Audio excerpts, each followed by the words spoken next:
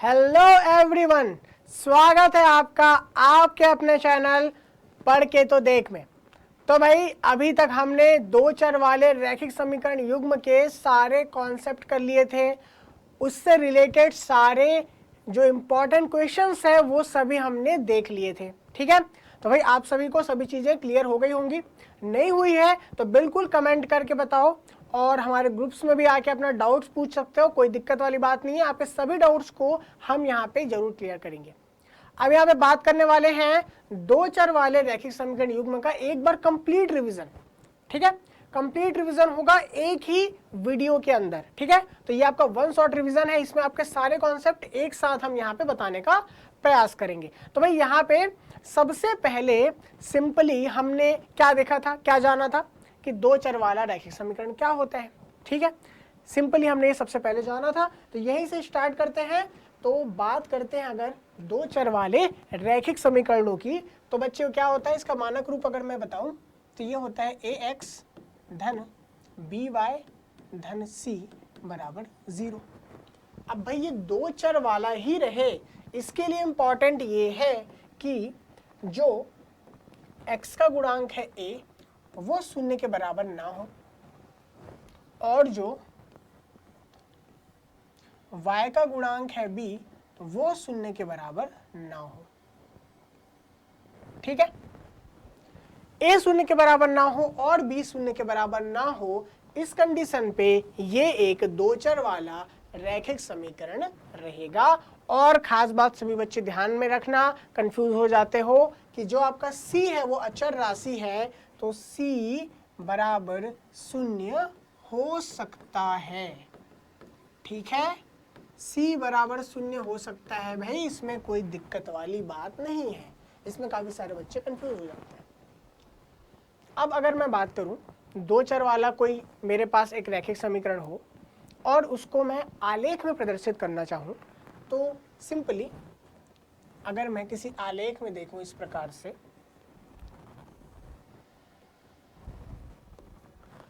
तो यहां पर मुझे एक आसान सा रेखा आलेख मिलेगा। चूंकि यह क्या है, एक रैखिक समीकरण है, इसमें जो चर है, चरों की जो घात है वह अधिकतम एक है। तो ये एक रैखिक समीकरण है, तो इसके लिए जो आलेख बनता है वो एक रेखा के रूप का होता है। ठीक है, ये सिंपली सभी बच्चों को अच्छे से पता है। अब अगर मैं बात करूं कि ऐसे ही हमें एक नहीं दो समीकरण मिल जाए तो क्या करेंगे। ऐसे ही अगर दो समीकरण मिल जाए तो हम कहेंगे कि वह क्या है, रैखिक समीकरण युग्म है। तो a1x b1y धन c1 बराबर 0, ये हमारे पास एक रैखिक समीकरण हो गया। a2x धन b2y धन c2 बराबर 0, ये हमारे पास दूसरा रैखिक समीकरण हो गया। दो रैखिक समीकरण मिल गए। तो भाई ये हो गए हमारे पास दो रैखिक समीकरण, जहां पे जैसे कि पहले का कंडीशन मैंने बताया था, यहाँ पे जो a1 है और a2 है यह 0 के बराबर नहीं होने चाहिए। वैसे ही जो b1 है और b2 है 0 के बराबर नहीं होने चाहिए। ठीक है, इतना तो सभी बच्चों को क्लियर होगा अच्छे से। अब अगर मैं बात करूं इनके आलेखों की, है ना, अगर मेरे पास युग्म हो और मैं उनके आलेखों की बात करूं तो यहाँ पे आलेख किस प्रकार से बन सकता है। जैसे कि मैंने देखा था कि जब हमारे पास दो चर वाला केवल एक रैखिक समीकरण था, तो इस तल पे यह हमारे पास तल है, जहां यह हमारा x अक्ष, यहाँ पे y अक्ष है। एक मुझे मिल गया था रेखा का चित्र या एक आलेख मिल गया था मुझे रैखिक समीकरण का। इसी प्रकार मुझे ऐसे दो आलेख मिल जाएंगे। अगर ये मैं कहूं प्रथम समीकरण, ये द्वितीय समीकरण है, तो ये हमारा पहला आलेख मान लो कुछ इस प्रकार से मिल जाएगा और ये हमारा दूसरा आलेख मान लो कुछ इस प्रकार से हमें देखने को मिल जाएगा। करेक्ट, तो इस प्रकार से हमें एक ही तल पे दो आलेख मिल जाएंगे दो चर वाले रैखिक समीकरण के युग्म द्वारा, मतलब उसके जोड़ों द्वारा दो आलेख हमें मिलते हैं। तो सर दो आलेख मिल रहे हैं तो यहाँ पे क्या क्या कंडीशन हो सकती है, इसकी मैंने बात बताई थी आपको पहले, क्या बताया था भाई कि अगर एक ही तल में दो रेखाएं हो तो कौन कौन सी स्थिति बनेगी। अगर मेरे पास रैखिक समीकरण युग्म हो, ऐसे दो रैखिक समीकरण हो जिससे हमें दो रेखाओं के आलेख मिले, तो कौन कौन से हमारे पास स्थितियां बनेंगी। एक तो स्थिति ये बनेगा कि जो हमारे पास एक रेखा है वह दूसरी रेखा को क्या कर दे, प्रतिच्छेद कर दे। सबसे पहले यही बताया था मैंने कि एक रेखा दूसरी रेखा को प्रतिच्छेद कर दे जिससे हमें एक उभयनिष्ठ बिंदु मिल जाए, और इसी को हम प्रतिच्छेद बिंदु भी कहेंगे। करेक्ट। जो हमारा प्रतिच्छेद बिंदु होगा वो ही दोनों रेखाओं के लिए उभयनिष्ठ बिंदु भी होने वाला है। ठीक है, तो यहां से हम कह सकते हैं कि रेखाएं अगर प्रतिच्छेदी है तो हमें यहाँ पे एक उभयनिष्ठ बिंदु मिल जाएगा। ठीक है, इस कंडीशन में हम कहते हैं कि हमें एक हल मिलता है। एक हल कहेंगे, और ज्यादा बेहतर तरीके से हम कह सकते हैं इसे अद्वितीय हल। मतलब केवल एक हल, एक के अलावा और दूसरा कोई हल नहीं मिल सकता। ठीक है, तो पहला स्थिति मैंने बताया कि रेखाएं एक दूसरे को प्रतिच्छेद करें तो हमें केवल एक हल देखने को मिलने वाला है। ठीक है, जो कि अद्वितीय हल है। अब आप कहोगे कि सर ये तो आप आलेख के द्वारा बता रहे हो, अगर मैं आपसे पूछूं कि सिर्फ मेरे पास समीकरण हो और मैं आलेख ना बनाऊं तो फिर कौन सी स्थिति होगी। तब भी हमारे पास स्थिति हमने पढ़ रखा है, क्या पढ़ा है कि भाई अगर मेरे पास ये दो रैखिक समीकरण हैं तो यहाँ पे जो x के गुणांक है a1 a2, y के गुणांक है b1 b2, और जो अचर पद है c1 c2, इनमें आपस में हम क्या देखते हैं, संबंध देखते हैं। तो भाई किस संबंध की बात कर रहा हूं, संबंध अगर कुछ इस प्रकार से हो कि x के गुणांक का अनुपात बराबर ना हो y के गुणांक के अनुपात के। ठीक है, x के गुणांक का अनुपात बराबर ना हो y के गुणांक के अनुपात के, तो ये वाला जो कंडीशन है ये हमको दर्शाता है कि हमें केवल क्या मिलेगा, एक हल मिलेगा या अद्वितीय हल मिलेगा, और हमारी जो रेखाएं हैं वो क्या होंगी, प्रतिच्छेदी होंगी। तो क्या केवल एक ही कंडीशन मिल रहा है, नहीं भाई, और भी कंडीशंस है।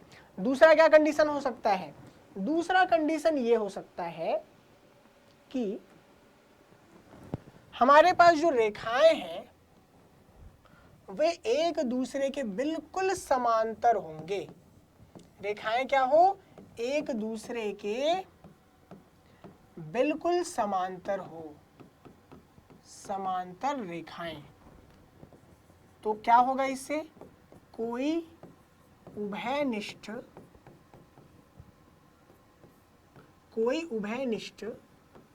बिंदु नहीं मिलेगा। करेक्ट भाई, रेखाएं अगर समांतर हैं, कहीं पे काट ही नहीं रही हैं, तो कोई भी उभयनिष्ठ बिंदु नहीं मिलेगा। और जब कोई भी उभयनिष्ठ बिंदु नहीं मिल रहा है, मतलब क्या बोलेंगे, इसका मतलब हम सिंपली ये कह देंगे कि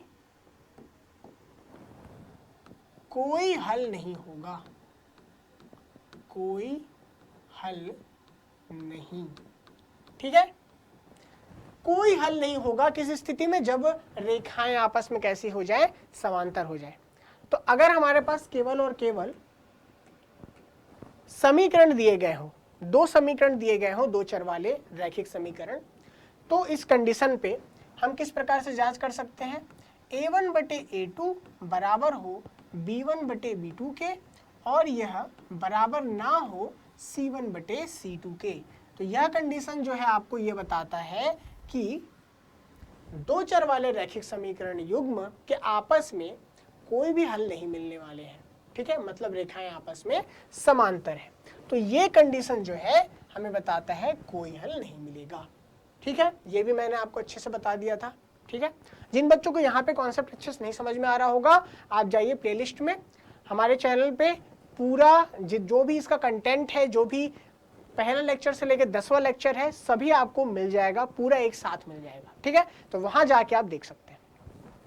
आगे बात करते हैं, ये दो स्थितियां तो हमने देख ली, तो और स्थितियां हो सकती है क्या, बिल्कुल एक और स्थिति हो सकती है कि भाई जो दोनों रेखाएं हैं बिल्कुल एक दूसरे के ऊपर हो जाए, ठीक है, जो दोनों रेखाएं हैं बिल्कुल एक दूसरे के ऊपर चले, ठीक है, तो ये मैं इस प्रकार से कह सकता हूं कि ये हमारा दूसरा समीकरण और ये हमारा पहला समीकरण ऐसा हो कि बिल्कुल एक दूसरे के ऊपर से चल के जाए, ठीक है। तो इससे होगा क्या, इससे क्या होगा कि यहां पर बहुत सारे बिंदु उभयनिष्ठ मिलेंगे, और चूंकि दोनों ही रेखाएं ऐसी हैं जो अनंत की ओर दोनों तरफ क्या हो रही हैं, चल रही हैं, तो पता नहीं कितने बिंदु हमें मिले, हमें नहीं पता। तो हम कह सकते हैं कि जब रेखाएं संपाती हो जाए, ठीक है, जब रेखाएं कैसी हो जाए, संपाती हो जाए, तो यहां हमें अनगिनत उभयनिष्ठ बिंदु मिल जाएंगे दोनों रेखाओं में, अनगिनत उभयनिष्ठ बिंदु, करेक्ट, हमें अनगिनत उभयनिष्ठ बिंदु देखने को मिल जाएंगी दोनों रेखाओं में। तो इसके लिए हम किस प्रकार से दर्शा सकते हैं, a1 बटे a2 जो है बराबर होगा b1 बटे b2 के, और यह बराबर होगा c1 बटे c2 के, ठीक है क्या, करेक्ट। तो a1 बटे a2 बराबर b1 बटे b2 बराबर c1 बटे c2, ये कंडीशन आपको क्या दर्शाता है, ये कंडीशन दर्शाता है अनगिनत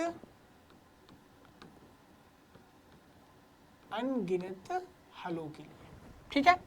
अनगिनत हल जब प्राप्त होते हैं, मतलब जब रेखाएं समांतर होती है, तो उस कंडीशन में हम देखते हैं कि हमारे पास जो x अक्ष के गुणांक है उनका अनुपात वह बराबर होता है y अक्ष के गुणांक के अनुपातों के, और वह बराबर होता है अचर पद के गुणांकों के अनुपात के। क्लियर है। तो भाई ये तीन कंडीशंस होते हैं। इन कंडीशंस में आप या तो आलेख द्वारा समझ सकते हो, या तो आप ये जो हमने तीन कंडीशंस आपको दिखाए हैं इनके द्वारा समझ सकते हो कि जो आपके युग्म है, रेखा युग्म है, वो आपस में किस प्रकार के हल प्रदर्शित कर रहे हैं, ठीक है। ये सभी हमने देख लिया था। अब बात आती है कि हमने ये तो देख लिया कि भाई यहाँ पे किस प्रकार से आलेखी निरूपण हो सकता है, किस प्रकार से हम देख सकते हैं कि किस प्रकार का हल मिलेगा। मतलब हमने क्या बात कर ली, हलों की प्रकृति के बारे में बात कर ली, ठीक है। हलों की प्रकृति के बारे में बात कर ली। हमने कहा कि भाई अगर रेखाएं क्या हो, प्रतिच्छेदी हो, तो हमें केवल एक हल मिलेगा। अगर रेखाएं क्या हो, समानांतर हो, तो हमें कोई हल नहीं मिलेगा। और रेखाएं कैसी हो, अगर बिल्कुल समपाती है रेखाएं, तो हमें अनंत हल मिल सकते हैं। तो यहाँ पे हमने सीख लिया हलों की प्रकृति किस किस प्रकार की हो सकती है। तो इन हलों की प्रकृति के लिए हम देख सकते हैं कि यहाँ पे तो एक हल मुझे मिल रहा है, यहाँ पे हल नहीं मिल रहा है, और यहाँ पे अनगिनत हल मिल रहा है। तो क्या मैं हलों को ज्ञात कर सकता हूँ? तो हल को ज्ञात करने के लिए हमारे पास कुछ विधियां हैं, ठीक है। हलों को ज्ञात करने के लिए कुछ विधियां हैं। कौन कौन सी विधियां, उसके बारे में चर्चा करेंगे जल्दी से, ठीक है। पहला हमारे सामने मैंने क्या बताया था आपको, प्रतिस्थापन विधि। क्या बताया था मैंने आपको, प्रतिस्थापन विधि, ठीक है। इसमें क्या करते हैं, ये मेरा मान लो हो गया पहला दो चर वाला रैखिक समीकरण, ये मेरे पास हो गया दूसरा दो चर वाला रैखिक समीकरण, ठीक है। यहाँ पे अगर आप ध्यान दो तो किसी एक चर को दूसरे चर के सापेक्ष आप लिख सकते हो और उसको प्रतिस्थापन करके हल ज्ञात कर सकते हो। जैसे कि अगर मैं चाहूँ तो मैं कैसे लिख सकता हूँ, मैं क्या करूँगा, सबसे पहले मैं y को एक पक्ष में ले जाता हूँ, x को दूसरे पक्ष में। तो क्या आ जाएगा यहाँ से, ऋण a2x ऋण c2, और यहाँ से y को रहने देते हैं, तो यहाँ से आ जाएगा ऋण a2x ऋण c2 बटे में b2, करेक्ट। तो देखो ये क्या हो गया, आपका y हो गया। y के लिए x के पदों में मान मिल गया। अब अगर मैं इस मान को इन दोनों में से किसी भी एक समीकरण में रखूं, जो कि हम रखेंगे किसमें, समीकरण पहला में, क्योंकि हमने क्या किया था, अभी समीकरण दूसरे से लिया था। तो जो y का मान है इसको हम कहाँ रख देंगे, समीकरण एक में तो ये क्या हो जाएगा, y का जो मान है x के सापेक्ष हम क्या कर रहे हैं, प्रतिस्थापित कर रहे हैं। ठीक है, y को x के पदों में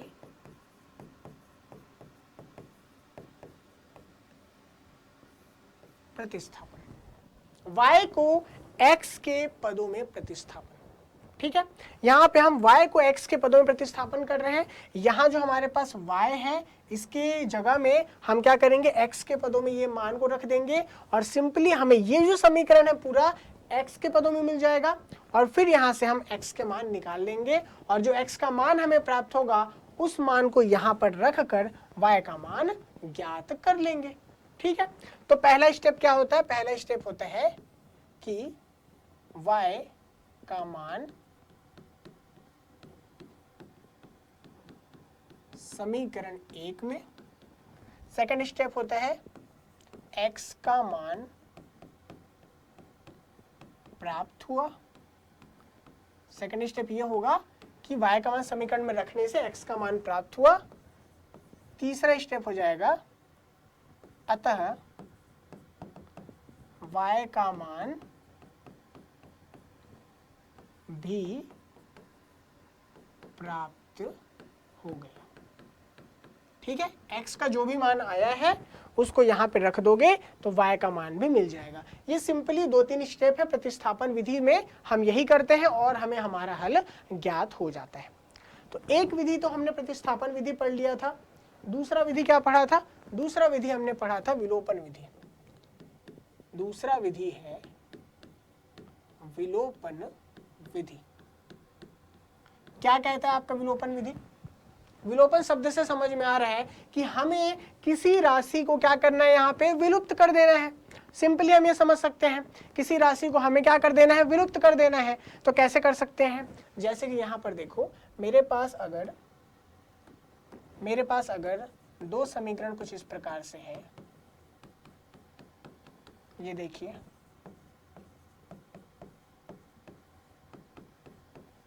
ये मेरे पास अगर दो समीकरण है तो यहाँ पे किसी एक चर राशि को मैं विलुप्त करना चाहूं तो क्या करना होगा, जो उसके गुणांक है गुणांकों के साथ खेलना होगा। पहला क्या करना होगा,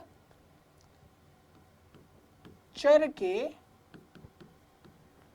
गुणांक समान करना होगा।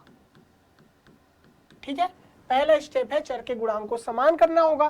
तो यहां पर देखो मैं क्या कर सकता हूं, यहाँ पे ये अगर मेरा समीकरण पहला है, ये मेरा समीकरण दूसरा है, तो मैं क्या करूंगा, पहले समीकरण से a2 का गुणा कर दिया, दूसरे समीकरण से a1 का गुणा कर दिया। तो यहाँ पे सिंपली देख लो, जब मैं पहले समीकरण से a2 का गुणा करूंगा तो क्या मिलेगा मुझे, a1 a2x धन b1 a2y धन c1 a2 बराबर 0। इसी प्रकार से यहाँ पर a1 a2x धन b2 a1y धन c2 a1 बराबर 0।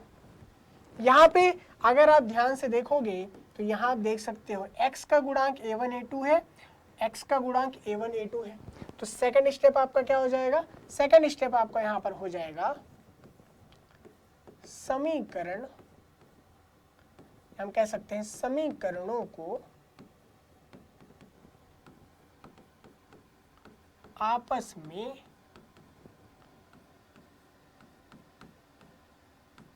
घटाने पर। ठीक है, समीकरणों को आपस में घटाएंगे तो देखो चर के गुणांक समान करने पर, तो मान लो मैंने x चर का गुणांक समान कर दिया। ठीक है, तो इससे क्या हो जाएगा, मुझे क्या होगा, y चर का मान प्राप्त हुआ। क्या होगा भाई, इससे हमें y चर का मान प्राप्त हो जाएगा।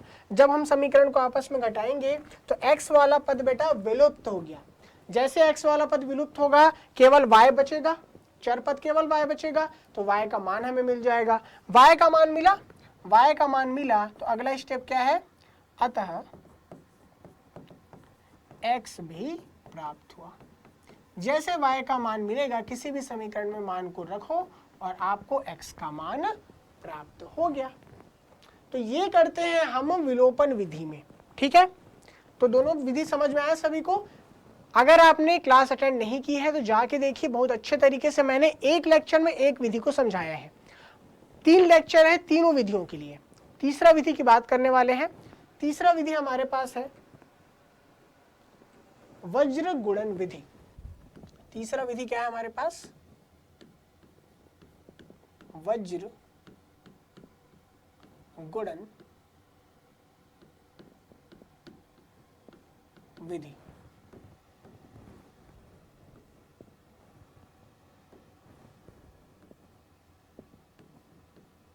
ठीक है, तो वज्र गुणन विधि में क्या करते हैं ये देख लेते हैं।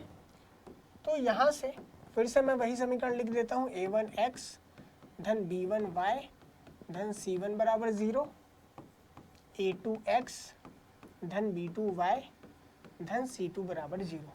तो वज्र गुणन खंड के वज्र गुणन विधि के कुछ हमारे पास स्टेप्स हैं, वही आपको फॉलो करने हैं। सबसे पहले x y ऋणात्मक चिन्ह के साथ और अचर पद के लिए 1 आपको लेना होगा। ठीक है, इसके बाद आपको ये ध्यान में रखना है कि अगर आप जब बात कर रहे हैं x की, तो आप इन पदों को क्या कर देंगे? भूल जाएंगे, इन पदों को छोड़ दो। इसके बाद बात करते हैं हमारे पास जो y के गुणांक है और अचर पद है, इनको हम लेकर चलेंगे। तो b1 b2 आया, c1 c2 आ गया। ठीक है, इसी प्रकार जब बात करेंगे हम y की, जब y की बात करेंगे तो उस कंडीशन में क्या करते हैं? इस कंडीशन में y वाले पदों को हम भूल जाते हैं। तो यहाँ से a1 a2 c1 c2 आ जाएगा। क्या आ जाएगा? a1 a2 और c1 c2 आ जाएगा हमारे सामने। इसके बाद क्या करते हैं? जब अचर पद की बात करते हैं तो अचर पद के टाइम पे हम अचर पदों को भूल जाते हैं। x और y के गुणांकों को बस ध्यान में रखना है। तो क्या आ जाएगा यहाँ से? a1 a2 और b1 b2 हमारे पास।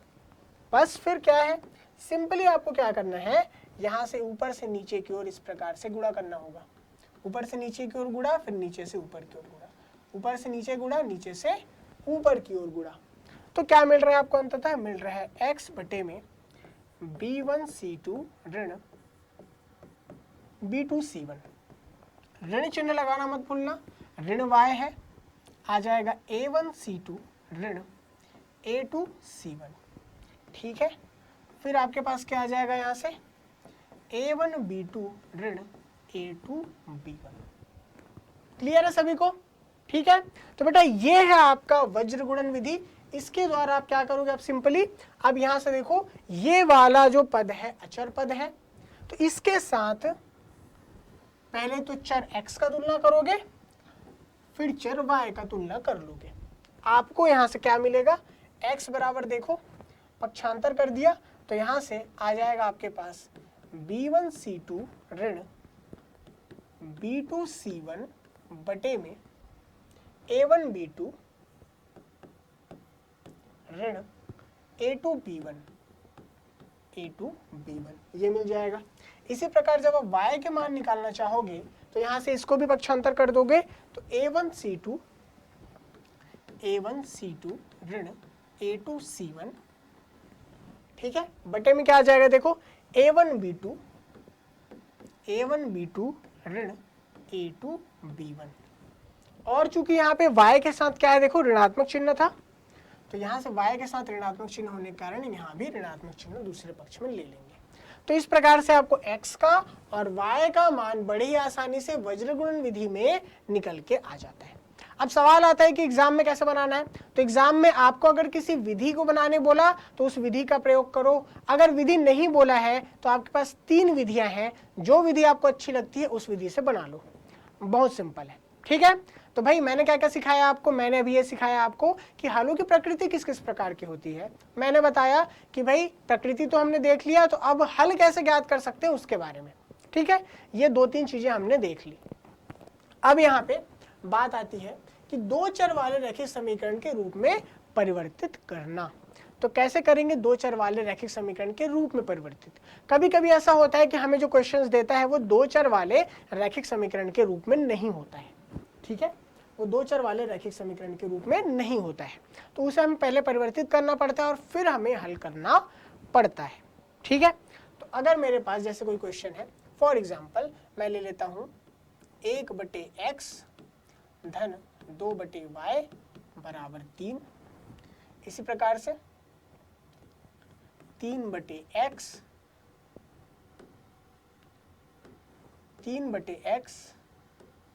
ऋण 5/y बराबर 4, ये मैंने ले लिया। यहाँ पे देख सकते हैं ये एक रैखिक समीकरण तो नहीं है, क्योंकि यहाँ पे x देखो हर में है, y हर में है, x हर में है, y हर में है। तो अंततः हम क्या कर सकते हैं, इसमें हम यहाँ पे क्या करेंगे, चेंज करने का ट्राई करेंगे हमारे चर पदों को। सबसे पहले क्या करने का ट्राई करेंगे, हमारे जो चर पद दिखाई दे रहे हैं उनको चेंज करने का ट्राई करेंगे। तो मैं मान लेता हूँ 1/x को मैं मान लेता हूँ चर p और 1/y को मैं मान लेता हूँ चर q। p और q यहाँ पे क्या है, चर है, साथ ही साथ p और q के हमारे पास चूंकि चर है इसलिए कुछ भी मान हो सकता है। तो यहाँ से हम क्या करेंगे, अगर 1/x की जगह p रखा तो आ जाएगा p धन 2q बराबर 3, इसी प्रकार से यहाँ से आ जाएगा 3p और ऋण 5q बराबर 4। तो ये दो समीकरण आपको इस प्रकार से मिलेंगे। अगला स्टेप क्या होगा आपका, अगला स्टेप ये होगा p व q का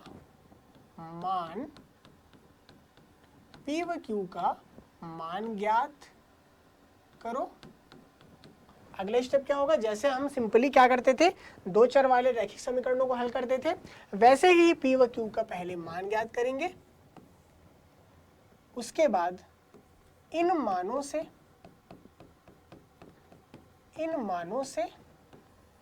x व y का मान ज्ञात करो, मान ज्ञात करो, ठीक है। तो यहाँ पे बस सिंपली आपका दो स्टेप है, एक तो भाई जो हमारे पास पहले से चर दिए गए हैं उसको दूसरे चरों में परिवर्तित करना, परिवर्तित करने के बाद जो हमें रैखिक समीकरण के रूप में मिलेगा उसको हमें हल करना है, और जो हमारे नए चर हैं उसका मान ज्ञात कर लो। नए चर के माध्यम से जो हमारे x और y वाले जो चर होंगे उसका मान आप क्या कर लोगे, ज्ञात कर लोगे, ठीक है। तो जब भी आपको ऐसा समीकरण दे जो कि दो चर वाले रैखिक समीकरण ना हो तो भाई घबराना नहीं है, देख के उसे हम क्या कर सकते हैं, परिवर्तित कर सकते हैं। तो इसके लिए भी मैंने अलग से क्लास ली थी, ये क्लास को आप जाके देख सकते हो। और बात आती है आलेखी विधि की, तो आलेखी विधि के लिए मैंने आपको लगभग 2 से 3 लेक्चर दिया हुआ है, और स्टार्टिंग में सबसे पहले मैंने आलेख बनाना सिखाया था। आलेख बनाने के बाद आलेखी विधि से किस प्रकार से हल ज्ञात कर सकते हैं, ग्राफ पेपर का कैसे यूज करना है वो भी मैंने आपको सिखाया था। तो वो आपको काफी डिटेल में आपको मिल जाएंगे हमारे प्लेलिस्ट में, तो जाके जरूर से देखो, आलेखी विधि वाले क्वेश्चंस भी देख सकते हैं और आलेख बनाना भी आप वहां पर सीख सकते हैं। तो भाई दो चर वाले रैखिक समीकरण जो युग्म है इनमें हमें यही सारे टॉपिक्स मिलते हैं, और जो हमारा एग्जाम है उसमें भी यही टॉपिक से हमारे क्वेश्चंस बनते हैं। तो ये था आपका वन शॉट रिवीजन, एक ही क्लास में आपके सभी कॉन्सेप्ट मैंने आपको बता दिया है। इसको ज़्यादा से ज़्यादा और डिटेल में समझने के लिए जिन बच्चों ने नहीं देखा है एक बार जरूर से जाके हमारी सभी क्लासेस को चेक करो। तो बेटा मिलते हैं फिर अगली क्लास में, तब तक के लिए पढ़ते रहो और देखते रहो, पढ़ के तो देख।